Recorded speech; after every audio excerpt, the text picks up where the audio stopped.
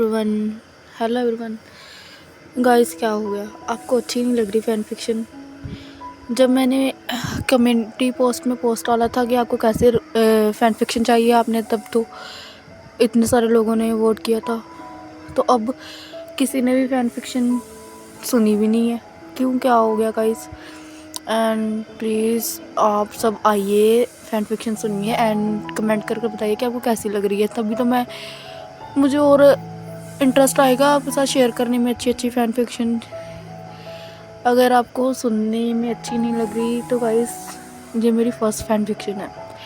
मुझे अच्छी तरह से एक्सप्लेन करनी अभी नहीं आती। मैं 1-2 वीडियो में सीख जाऊंगी कि कैसे एक्सप्लेन करते हैं। ओके, आप अगर आपको स्लो लग रही है सुनने में तो आप स्पीड का ऑप्शन होता है ऊपर सेटिंग में, आप यहाँ पर जाकर जो वीडियो की स्पीड है वो इंक्रीज़ कर सकते हैं। ओके प्लीज़ गाइस, आप मेरी वीडियो पर कमेंट कर ज़रूर बताना कि आपको कैसी लग रही है। मैंने कम्युनिटी पोस्ट में लिंक भी दिया है फैन फिक्शन में, आप वहाँ से जो है लिंक पर क्लिक कर ये जो मेरा फर्स्ट पार्ट है इस स्टोरी का वो सुन सकते हैं। ओके गाइस, जो हम अपना अभी ज़्यादा टाइम वेस्ट नहीं करते हैं, फैन फिक्शन जो है स्टार्ट करते हैं। आपको अब जैसे भी लगेगी, मुझे तो शेयर करनी है क्योंकि मुझे अच्छी लगती है। ओके चलिए गाइस, जो मेरा लास्ट पार्ट था उसमें हमने देखा था कि जो ईवो है वो एंगेजमेंट नहीं करना चाहता, लेकिन जो है लैंड क्राइन है वो कह रहे हैं कि ये एंगेजमेंट जो है बिजनेस के लिए अच्छी होगी। एंड वो कह रहे हैं कि आपको जो एंगेजमेंट करनी पड़ेगी। चलिए, वो कह रहे हैं कि हमें अब आज जाना पड़ेगा, जो है जियांग हाउस जाना पड़ेगा मेंशन में। एंड वहाँ पर जो है मैडम जी ने विंग को रेडी कर लिया है, बल्कि वो जो एग्री हो गया है एंगेजमेंट के लिए। उन्होंने तो मैडम जी ने उन्हें ऐसे बताया है वो जाएंगे। एंड अब आगे लैंड क्राइन कहते हैं कि तुम दोनों रेडी हो जाओ, हम 1 घंटे में जो है घर से निकलेंगे। ईबो ने गुस्से में कहा, लेकिन मैं इसके लिए बिल्कुल भी एग्री नहीं हूँ। मैं अभी मैरिज नहीं करना चाहता, मैं अभी भी सिंगल रहना चाहता हूँ। कुरैन ने ईबो की बात सुनकर गुस्से में कहा, मैं कुछ नहीं सुनना चाहता। अगर तुमने आज एंगेजमेंट नहीं की तो मैं तुम्हें प्रॉपर्टी में से कुछ भी नहीं दूंगा। ईबो ने अपनी मुट्ठियाँ भींचते हुए कहा, ओके, आप हमारी बात नहीं सुनेंगे। आपके लिए ज़्यादा इम्पोर्टेंट आपका बिजनेस है, हम नहीं। ईबो गुस्से में अपने रूम में चला गया। कुरैन ने एक गहरी सांस ली। फिर वांग जी ने कहा, फादर, आप ये सही नहीं कर रहे हैं हमारे साथ।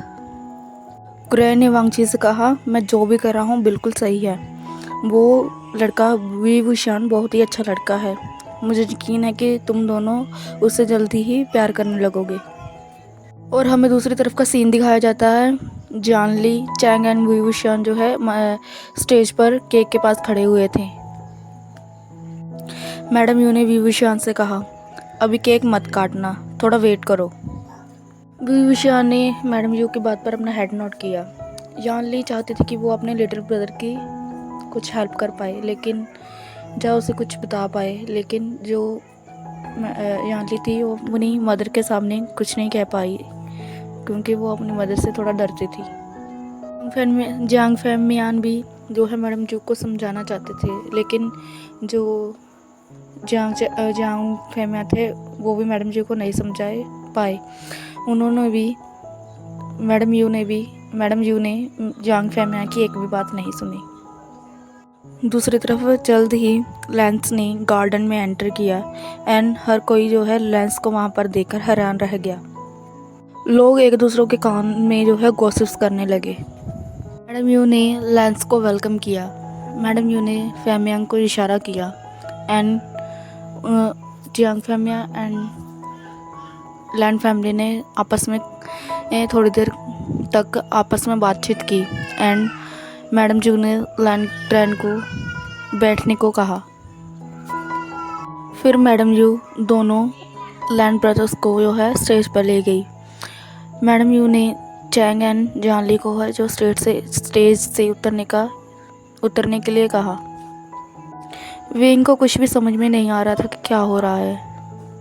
मैडम यू विभीषण के दोनों साइड पर एक एक साइड पर जो है ट्विन ब्रदर्स को खड़ा कर चुकी थी। एंड विभीषण अपने दोनों साइड टू पर्सन्स की इंटेंस निगाहों को देखकर जो काफ़ी नर्वस फील कर रहा था। मैडम यू ने विभीषण को केक काटने को कहा एंड कहा कि इन दोनों ब्रदर्स को खिलाओ। जो जानली थी उसे अपनी मदर पर काफ़ी गुस्सा आ रहा था। विंग ने वैसा ही किया जैसा उसे मैडम यू ने करने को कहा था। एंड जब वो दोनों लैंड ब्रदर्स को केक खिला रहा था तो उसके जो हैंड वो शिवर कर रहे थे। और फिर मैडम यू ने जो है सर्वेंट्स को इशारा किया पास आने का। सर्वेंट्स ने मैडम यू के पास आए एंड वो किया। मैडम यू ने सर्वेंट्स को कहा कि जाओ और अंदर से बॉक्स लेकर आओ। एंड कुछ देर बाद जो सर्वेंट थे वो 4 स्मॉल बॉक्स लेकर आ गए। मैडम यू ने जो है वो 4 बॉक्सेस लिए एंड उनमें से जो 2 रिंग्स थी वो दोनों लैंड ट्विंस को दे दी एंड 2 रिंग्स जो है विभीषण को दे दी। विभीषण जो इतनी देर से काफ़ी कंफ्यूजन में था उसे अब ये सब समझ में आ गया और उसे पता चल गया कि अब वो जो है इन दोनों ट्विन ब्रदर्स से जो है एंगेज होने जा रहा है। विभूषण ने मना करने की कोशिश की। उसने ना बोलने के लिए अपना जो मुंह खोला ही था, लेकिन मैडम यू ने उसे डेथ ग्लेयर दी एंड चुप रहने का इशारा किया, जिससे जो विभूषण है वो डर गया एंड कुछ भी नहीं बोला। एंड उसके बाद जो है वांग जी एंड ईबो ने एक एक करके जो विभूषण की फिंगर्स में रिंग डाली। उसके बाद जो है विंग जो फिंगर नहीं डाल रहा था, इसलिए मैडम यू ने विंग को हिलाया, उसकी एल्बो से हिलाया एंड कहा विभूषण दोनों लैंड ब्रदर्स के फिंगर्स में रिंग डालो, पहनाओ। मैडम यू के कहने पर जो है विंग ने दोनों लैंड ब्रदर्स की फिंगर में रिंग डाल दी। लेकिन विभूषण जो है ऐसा वो नहीं करना चाहता था। वो जो है यहाँ से भागना चाहता था। विंग का ऐसा चेहरा देखकर जानली थी वो अपनी सीट से उठी। वो स्टेज पर आने ही वाली थी, लेकिन मैडम यू ने उसे गुस्से में इशारा किया ना अपना सिर हिलाकर उसे स्टेज पर आने से मना किया, जिससे जानली वहीं पर रुक गई। मैडम यू ने गुस्से में कहा विभूषण इसे जल्दी करो, हम घंटों तुम्हारे लिए यहाँ पर खड़े नहीं रह सकते। जिससे विभूषण जो शिवर कर उठा एंड उसने जो डर के मारे हैं वह रिंग्स जो है ईबो एंड जॉन के फिंगर्स में डाल दी। अब जो मैडम जो है वो इसे देखकर मुस्कुराई। फिर मैडम यू ने जो है माइक लेते हुए कहा आज हमारे बेटे विभूषण की मैरिज दोनों लैंड ब्रदर्स के साथ हो चुकी है। मुझे पता है कि आप में से ज़्यादातर लोग जो है इस बात से शॉक्ड होंगे, लेकिन मुझे पता है कि आप सब लोग जो है इस बात से शॉक्ड होंगे, लेकिन ये जो है दोनों फैमिलीज़ के लिए जो इम्पोर्टेंट था, इसलिए आप सब जो है इन कपल्स को जो है कांग्रेट्स कीजिए, बधाई दीजिए। जो सभी जो उनके घर जो भी मेहमान आए थे वो सब ने जो है विभूषण वांग जी एंड ईबो को जो है कांग्रेचुलेशन बोलना स्टार्ट कर दिया। ये सब कुछ देखकर जो हमारा विभूषण था वो काफ़ी शॉक्ड एंड नर्वस एंड काफ़ी जो है वीक भी फील कर रहा था। जिससे विभूषण को है डिज़ी फील होने लगा एंड वो जो है गिरने लगा ज़मीन पर। लेकिन उससे पहले ही जो हमारा ईबो था उसने जो विंग का ईबो था उसने विंग को पकड़ लिया एंड जो विभूषण है वो बेहोश हो गया। जानली एंड चैंग भी जो है स्टेज की ओर दौड़े एंड फेमियन भी वहाँ पर आ गए। जो मैडम यू थी उसने ये सब कुछ देखकर अपनी जो है आइस रोल की। फेमिया ने अपनी घबराहट भरी हुई आवाज़ में कहा विंग, क्या हुआ तुम्हें? फेमियन जो थे वो ईबो से विभूषण को लेना चाहते थे, लेकिन ईबो ने जो है फेमियन को विभूषण को देने से मना कर दिया। ईबो विंग को जो है हॉल से बाहर ले गया एंड पास ही के एक रूम में उसे बेड पर लिटा दिया। वांग जी ने पहले ही डॉक्टर को कॉल कर दिया था एंड डॉक्टर को बुला लिया था। कुछ देर बाद जो डॉक्टर है वो मेंशन में आए एंड उन्होंने जो है विंग को चेक किया एंड कहा ज़रा टेंशन लेने की बात नहीं है, वो सिर्फ बेहोश है एंड कुछ ऐसा हुआ है कि जिसकी वजह से उनको काफ़ी जो है शॉक लगा है, इसकी वजह से वो बेहोश हो चुके हैं।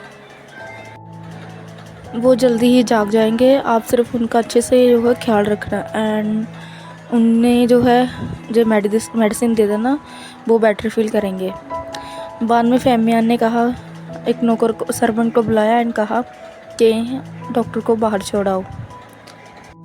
किरण ने जियांग फेमियन से कहा, चलिए अब हम चलते हैं, अगर कोई टेंशन की बात नहीं है तो आप बस हमारे सनी लोग का जो है अच्छे से ध्यान रखना एंड हम आपको कॉल करेंगे बाद में उसका पूछने के लिए। एंड कुरैन ने कहा, हम उसका अच्छे से ख्याल रखेंगे। एंड कुरैन को किसी की कॉल आई, मिस्टर लान कुरैन को किसी की कॉल आई एंड उन्होंने कॉल आई डी चेक की एंड फ़ोन पिक किया। कुछ देर बात करने के बाद उन्होंने जो कॉल डिस्कनेक्ट कर दी। लान कुरैन ने कहा, ईवो, वांग जी, हमारी एक ज़रूरी मीटिंग है और हमें उसमें जाना होगा। ईवो ने कहा, फादर, मैं किसी भी मीटिंग में एंटर नहीं होना चाहता, मैं किसी मीटिंग में शामिल नहीं होना चाहता। लान कुरैन ने ईवो को स्ट्रिक्ट बिहेव से कहा, सख्ती से कहा, ईवो, तुम्हें मेरे साथ मीटिंग में जाना पड़ेगा। कुरैन ने जियांग फैमिली को बाय बोला एंड वहाँ से चलने लगे। जाने से पहले ईवो एंड वांग जी ने बेड पर बेहोश लेटे विभूषण को देखकर एक स्मिर्क किया एंड हंसे। उन्होंने कहा, बनी, अब तुम हमारे हो और हम हमेशा तुम्हारे साथ ही रहेंगे अब। तो गाइस, आज का हम जो हमारा फैन फिक्शन है यहीं पर स्टॉप करते हैं एंड प्लीज़ मुझे कमेंट कर बताना कि आपको ये स्टोरी लाइन अच्छी लग रही है कि नहीं लग रही है। अगर नहीं लग रही है तो मैं आपके लिए दूसरा फैन फिक्शन जो है ले आऊँगी। And guys, sorry and so sorry guys, मैं ना वीडियो लाने में बहुत ही लेट हो चुकी हूँ, लेकिन मुझे पता है आप किसी को फ़र्क तो नहीं पड़ा होगा क्योंकि किसी ने मुझे कमेंट करके नहीं कहा नेक्स्ट पार्ट के लिए। एंड चलो कोई बात नहीं मुझे फिर भी जो है ये फैन फिक्शन कंप्लीट करना ही है। एंड गाइस, मैं जो आज रिकॉर्डिंग है मैं 7 डेज़ के बाद कर रही हूँ। इस जो आज का पार्ट है इसकी रिकॉर्डिंग मैंने पहले जो फर्स्ट पार्ट डाला था उसके अगले दिन ही कर ली थी, लेकिन उसके बाद मुझे टाइम नहीं मिला। एक्चुअली मेरी तबीयत थोड़ी ठीक नहीं थी एंड उसके बाद मैं आज 6 डेज़ के बाद ये रिकॉर्डिंग कर रही हूँ। आप चलिए, बस मैं आपसे इतने कहना चाहती हूँ कि मेरी फैन फिक्शन को मेरे चैनल को अपना प्यार देना, मेरे चैनल को सब्सक्राइब जरूर करना एंड कमेंट करके ज़रूर करना कि आपको ये स्टोरी लाइन अच्छी लग रही है कि नहीं लग रही है। अगर नहीं लग रही है आपको तो मेरे पास एक और स्टोरी है जो बहुत ही अच्छी है, टॉक्सिक स्टोरी है, मैं आपके साथ शेयर करना चाहती हूँ। आपने रोमांटिक कहा था इसलिए मैं आपके लिए जो है रोमांटिक स्टोरी ही लेकर आई थी, लेकिन वो वाली स्टोरी जो बहुत ही अच्छी है। चलिए गाइस, ओके बाय।